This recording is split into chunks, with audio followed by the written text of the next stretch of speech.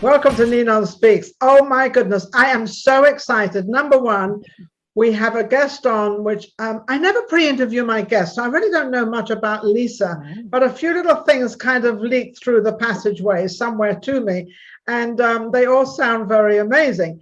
That's the first great thing. Now, the second great thing, I've always wanted to get NinonSpeaks out there in the world.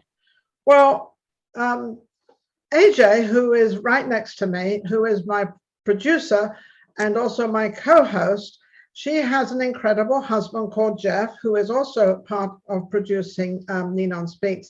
And he's just got together everything for Roku. So now, today is the first day we're on Roku, and we're out there to, I don't know how many people. Isn't that amazing, Lisa? Amazing, amazing. I'm so excited. I don't know what to do. AJ, what am I going to do? I'll tell you what. I'm going to pass myself over to you, AJ, and you take it because I don't know what to do. Oh, congratulations, Ninon. This is exciting. I'm so news. excited, Lisa. Thank you so much for your presence tonight, being here with us. We have a very special VIP guest in the building, Ninon, with us, Lisa Lindo. She is the Queen of Sundance and an award-winning manager and producer of literary clients and IP in the film industry. She's also the CEO of the wonderful Rocket Surgeon Productions, and she's also the Vice President of the incredible Milan International Film Festival. I'm so thrilled you're here, Lisa. We love you. Hello. Thank you, AJ. That introduction was amazing, and our guest is amazing. And I'm just looking at her, and I'm thinking to myself, how could you have such a calm look to yourself and be able to have all these positions and take care of everything? Lisa, how do you do it? Well, that's a really good question. You have to just compartmentalize everything and always take what's right in front of you. Really be here, really look at you, really hear you, really appreciate this moment. That's really all it's about. And that seems to be what you do with all you do. I'm very Sundance. I have been attracted to Sundance for many, many years. I was trying to get a program of mine. It was called Voices of Tomorrow. And I was trying to get it into Sundance, but I couldn't do it because I didn't have AJ at that time. So it was totally impossible. So if she'd been around, I guarantee I would have been somewhere near there. But I wanted to present this program I had. It was a Voices of Tomorrow. It was teenagers from the age of 12, a little younger sometimes, 18, a little older. I did it for 16 years. I won a tremendous amount of awards. But it wasn't, trying to be all big and get out there and get my stuff out there. It was more for the younger generation to get their voices out there. And I never could do it. So I've been fascinated by Sundance. So maybe you can explain us a little bit of what it is and what the attraction is. And I think it's more for smaller films, if I'm not mistaken. Oh, no, not at all. Ooh. So I started going in 1993. So my information is vast on the festival. And at the time, I had just started Acme Talent and Literary, my own agency, after having worked at Triad and TV packaging and having worked at ICM and then with other agents from big agencies, William Morris, et cetera, that came to join us to start the agency. And the first year I went, it was very, very different. The streets rolled up at 10 p.m. There were people had parties in their condos, but it was nothing like, like COVID. Right. But even just comparing it to pre-COVID, I mean, now hundreds of thousands of people descend. It is packed. It's almost like a festival. And from back then until now, there were many years where there were satellite events. And it sounds like what you're talking about, what you'd like to do, is a satellite event. So there's a main street where a lot of all the normal part of the year, the festival's actually spread out over many cities, but in the town of Park City, which is the main hub, on Main Street, there'll be an art gallery and a fur store and a ski whatever and all those stores disappear. And they change their shingles and they become a YouTube lounge or an Amazon Prime lounge or all different kinds of, places for different people. And I have over the years helped different brands and panels and IP find a home on that main street as satellite events during the festival. So I'd be happy to be supportive in that anyway. And I think that's fantastic. I have lots of friends that run really good lounges up and down the street. Now, of course, COVID just blew it all up. Yeah, And so this next got year, wrecked. yeah, right. It blew my mind for sure, right? Everything that all my plans were blown up. But this next year it's going to be live and virtual. Now, virtual was kind of great, Ninon, because Yes. it's a screening which would only have a few hundred people per theater, or over Yes. 2 or 3 screenings over the festival, now had hundreds of thousands of views from people all over the world. And that's amazing. And that to me is absolutely incredible. So we can reach everybody, even because, basically when you look at all of us, we're actually all the same. We're all people. We talk sometimes a different language. Maybe our skin is a different color at times or wherever.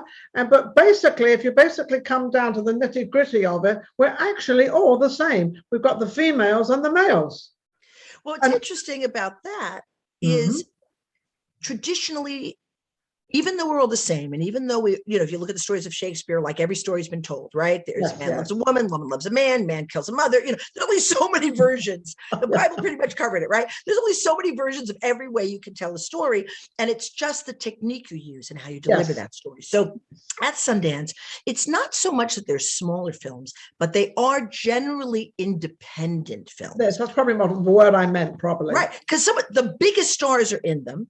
Yes. At Sundance, the biggest stars, and these budgets are, 8 million, 10 million, 15 million. They're not, little $100,000. They're significant productions that sometimes are actually even made by studios eventually, or get picked up by studios in some way. Yeah. But they start out as an independent venture. And the thing about Sundance is that Robert Redford, when he first started, I'm looking down at your face instead of into the camera. I'm sorry, but I'm looking right at you. Well, I'm looking down at you and at the camera. I'm trying to do both. I'm very confused. I know. We'll go back.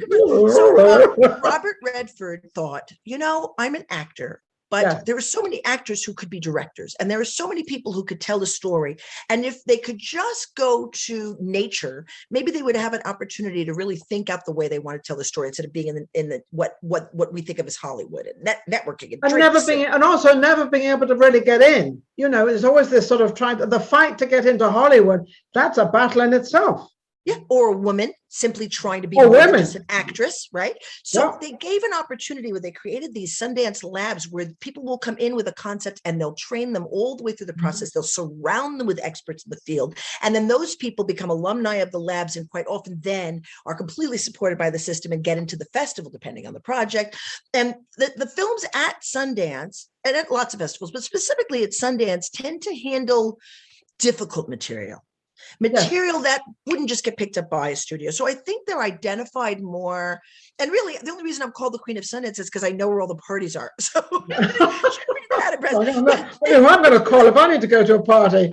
But also, I've noticed, I live in Vegas, as you know, and a lot of people go, my film, my thing, my stuff, whatever it is they've got into Sundance. They are so excited that they got into Sundance. It's one of the best in the world. But is it tough to get into it? Because I always get these remarks like, I got into something, they're so excited. Yeah, I wish I had the numbers for you today, and I apologize, I don't, because this is another year. But thousands and tens of thousands of submissions, and just a little tiny few get through because it is so prestigious, because it is so well respected, because the chances of you getting distribution after you have your film in Sundance, if you're handled your Sundance time correctly, are so very, very high. And because it is a place that'll showcase everything from LGBT stories to indigenous people stories to youth and gang violence and just some things they can tell a story that should be out there, and Sundance is giving that opportunity to have something, and that's probably why they can only choose so many, because they only have so many they can choose, otherwise it will go on for a whole year. So they choose a few, but those few that do get in, at least we understand and we know how other people live, or how other people do things, or how other things are made, or how other actors are and how they act compared to the American actors. So you've got all this different stuff going on, and they're able to show that.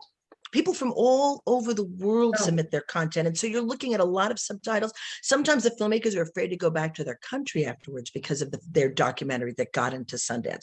I mean, the stories that get to be told there are beyond, from animation to documentaries to late night horror they have a whole midnight section, and then they have an entire section that's just new frontier, that's just VR projects where you put on a headset and you're inside everything. And they've had new frontier for at least a decade, I think, and that's an incredible section that other festivals didn't even have at first. So it gave a showcase to people to be able to tell these kinds of stories. And if you haven't put on a headset yet, Ninon, do we have to get you in a headset? You're in Vegas. I have people there that have headsets. In fact, they're some of the best in the world. And I would love to introduce you to them. You will love them.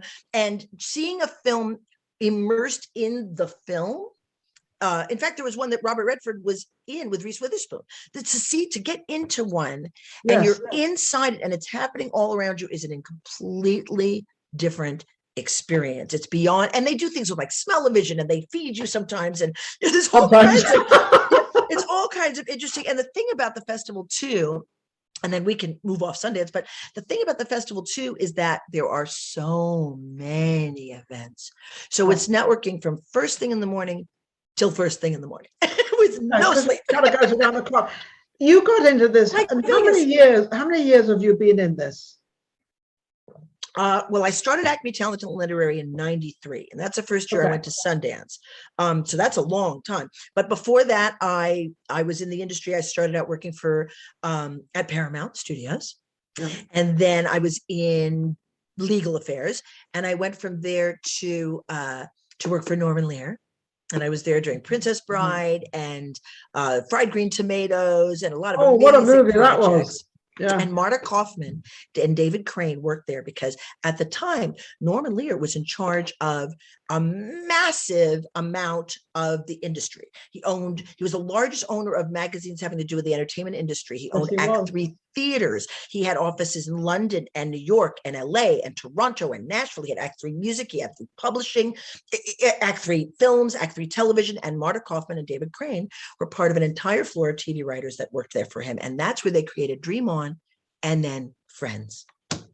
Which was absolutely amazing. I actually, fortunate enough, I met him a couple of times because I was very well connected with Loyola Marymount University, and sort of, and when you meet somebody like that, an icon like that, that's absolutely amazing. You look at them, and you think, where'd you get all the energy from and the brains, and how did you do it? Today, and I worked for him in '89. Yes, I mean, but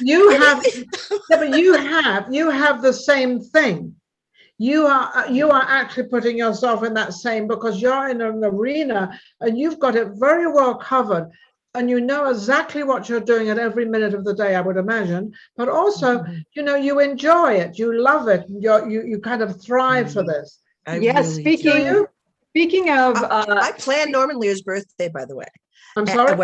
I planned Norman's birthday when I was there, and I got the Suzuki Youth Orchestra to play for his birthday, to play Happy Birthday. And if you've never heard the Suzuki Youth Orchestra, the little kids are literally, they learn almost by sound, and they're told, if you don't have it ready, just put the violin under your arm and stand there anyway. And it was so adorable. They played Happy Birthday for him. It was the cutest thing you've ever seen in your entire life. AJ, you were going to say something, and I think go ahead, AJ. It's fine. Thank you so much, Lisa. I really appreciate that. I did want to say, Lisa, speaking of amazing things, Lisa has an amazing giveaway that will drop you into the battle for Forever Universe. Over to you, Lisa. Lisa, what is this? All right. So I used to be a big deal agent, but these days I'm a manager, and I represent authors and screenwriters and intellectual properties and companies and guide them through whatever it is they want to do. And my partner in Rocket Search and Productions is also my long-term client. I've known him since the 90s. When I had Acme Talent and Literary, when I first joked, I had so many sales of his in 1 year, 6 figures, 7 figures, that he joked that my company was actually Acme Talent and Ed. So he has a series of books out now. They are called the Battle for Forever series. The first book is Alexander X, and the second book is Ancient Among Us, and they're both narrated by the great and powerful Will Wheaton. So they are bestsellers and award winners, and the third book is on its way to hitting the market. So today, if someone goes to battleforforever.com, and they sign up for free, not only do they get a free novella email to them that is, and that's it. All you're going to get from us are actual content. A novella that sits in the universe that is a standalone novella, but I am giving away five copies of the audiobook to anybody who signs up to the first 5 people that sign up to the website and follow the author on Twitter. The author is Edward Savio. Edward, Edward Savio.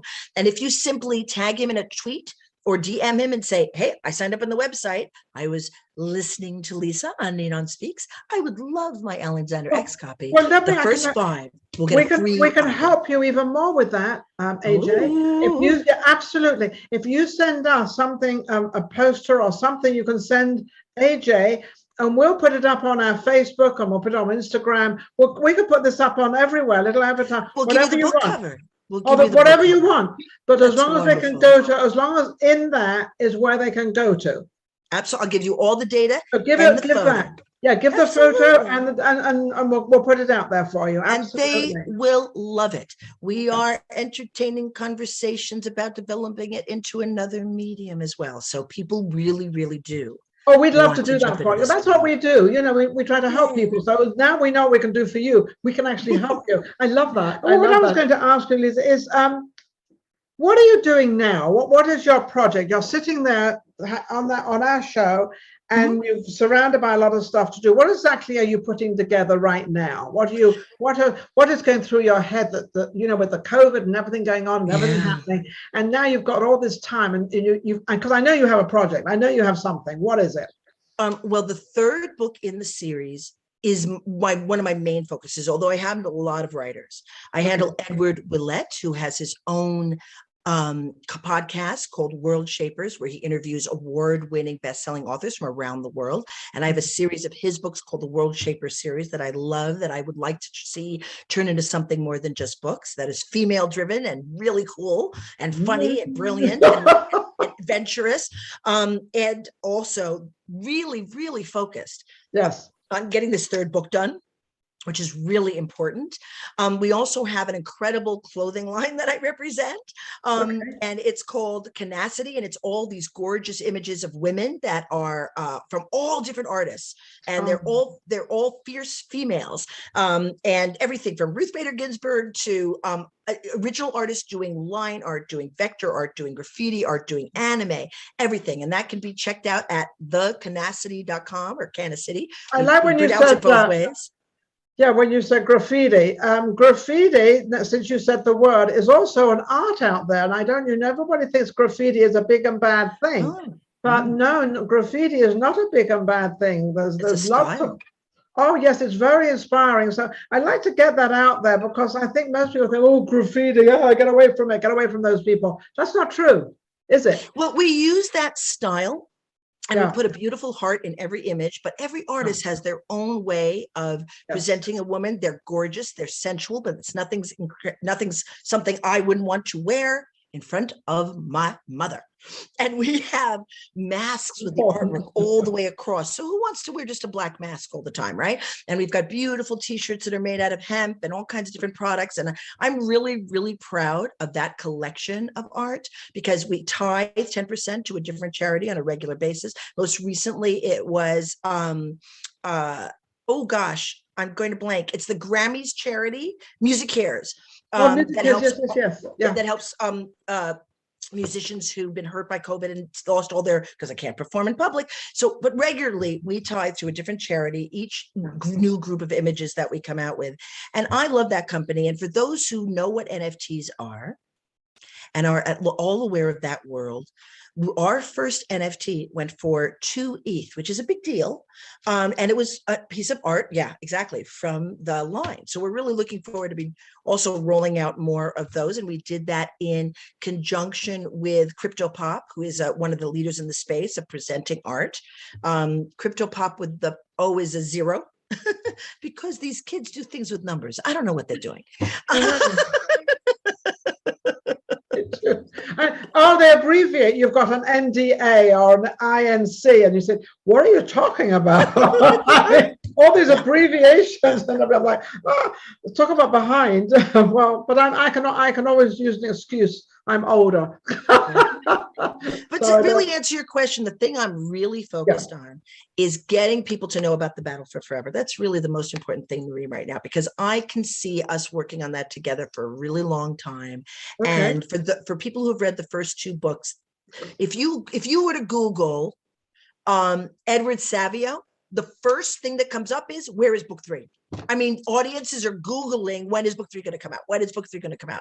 And working with Will Wheaton, you know, I'm kind of a Trekkie, to be perfectly honest. And so to get a chance to, you know, we've represented different people over the years. When I had Acme Talent and Literary, we got Seth Meyers on to Saturday Night Live. We put Marissa Renoker in Hairspray. I created Paul Franklin Dano's film career. He had only been on Broadway, and we put him in his first film, which was at Sundance, LIE.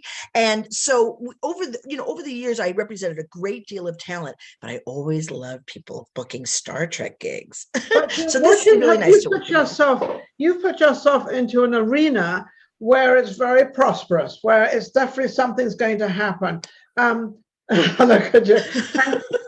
That makes it exciting. But, you know, for our audience, how did you get into that arena so that they know a little bit of what, especially the younger generation, how, you know, you started with Sundance, and that was many years ago. You were quite young then. And how do they get into all this, and what should they do to get into this business? Well, I'm 56 now. I'm about to turn 57. So when but I was still very young, but I was a CEO the first year I went to Sundance. I had already started Acme Talent and Literary. And before I worked in the industry at all, I went to UCLA, and I never thought I'd be working in the entertainment industry. I was going to be a lawyer. I was going down that track. I actually got a job at Skadden Arps, Slate, Meagher, and Floman, was working for them when Paramount offered me a gig. Wow. And so the idea of working on a lot, like in the movies. But that was because of your intelligence. That was because you knew what you were doing. They could see and knew what they wanted for them to help you. Yeah, I'd also worked as a paralegal undergrad, so I already had like paralegal experience. You already had all this understanding. You already had all this knowledge. It's really about the gigs that you get undergrad if you're in college, because then when you graduate, you just flow right into the workforce instead of like, hey, I'm here and I've never worked anyplace. Okay, you know? So the younger generation that are in college, they should really mix with the kids there that are going somewhere, and they should mix with the kids that are going in the direction. If they want to be a lawyer, they want to be a dentist, they want to be a doctor, mix with those people to get to where you need to get. I mean, you never know where your path's going to lead you, Ninon, right? No. You might you think you're going to go here. I thought I was going to go to law school. And then when I worked at Skadden Arps, the lawyers said, you'd have to hang out with people who argue every single day. Does that sound good to you? No. I suggest running quickly and getting away as fast as you sneakers can. On. Yeah. So I took their advice, and also the idea of just being on the campus of a studio with like Klingons walking around, because they were literally shooting a Star Trek film, and like the commissary full of actors, just like in those movies I saw growing up. I was like, wow, I can't believe it. And I would take this route so that I would see the Paramount gates. I would take this drive so that you saw it all the way on the road to drive into the front gate, even though it's amazing. I've been on Paramount. Yeah, I love that lot. So that was, and then I was hooked. And then after that, but really one of the biggest things I did, Ninon, was I went from there to Norman Lear, and from Norman Lear to Triad. And when I was at Triad, I realized the other assistants were extremely competitive and not nice. Here I was suddenly inside an office. I didn't go through the mailroom. Wasn't an outside. I went right inside because I had a lot of experience. And my boss was a partner in TV packaging, and he didn't want some idiot out of the mailroom. He wanted someone with knowledge, someone who could run his Malibu home and throw parties for him and read material and give him feedback and run his calls and understand him. It's like a personal assistant. Understand him and read his mind. Yeah. So I went right in, and so that did not go over well with the other assistants. And I realized my friends that I worked with at Paramount were all a team. We were all working in the same direction, working for Norman Lear. We were all a team. We were all working in the same direction. So I started a networking group then, and I started gathering people together, and you had to be nice or you couldn't come. You had to believe in responsible programming and making a difference in the entertainment industry. That was our creed. And I would have a sit-down dinner for between 80 and 100 people every month. We had more than 600 members, and I rotated the list. And the first time I was in the trades, it was about networking groups, talked about this one, and then 2 columns about me in Variety, because it was all about the quality. And I'm responsible for marriages. I'm responsible for mergers, because if you put a bunch of really smart, great people together and they're also really nice, and we were that age, it's all going to happen. So networking. Yes. Networking and creating your tribe of the kindest people, the smartest people, gathering people close, whether you're meeting on Zooms regularly or in person when that's smart. Yes. That's the real secret sauce. That's why Sundance is so attractive. And also dive into what you just gave to the younger generation out there. You know, sometimes you're going up a path, as you said, to be a lawyer, and all of a sudden you take a right swing and like, oh, I really like this. You did, but you still kept what you were doing though. You still needed your legal stuff. You still needed all that. You still all the time. Yes, I use it all the time. I know you do, because you have to, number one. But number two is that you know the answer.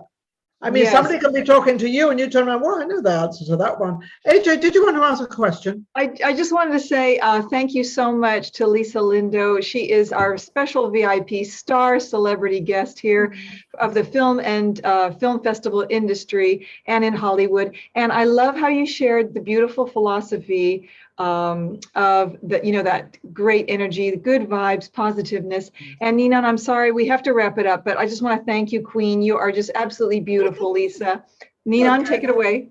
Okay, well, let me thank Lisa, you are amazing, a tremendous amount of knowledge, but I wouldn't have expected anything else from you anyway, because of what I've heard about you, and you live right up to it. You're amazing. But also, Lisa is a very hard worker. She's very concentrated on what she's doing, and she's very forthgoing, and she knows where she's going, what she's doing. So that's the game to play. Know where you're going and be honest, be truthful, and do your job. Don't shove papers around. I want to thank all our audience out there, but don't forget Roku. Oh my goodness, I'm elated. We're absolutely amazing. We're all over the world now, AJ, and that's because of Jeff and AJ and the whole team. Lisa, thank you so much for coming on. You've just given such a great story, and thank you so much for coming on. I look forward to meeting you in person in Vegas one day. Or we will, definitely. Sundance. Yeah, the Sundance. There you go. I love it. I'll make sure AJ's in town too. Yeah.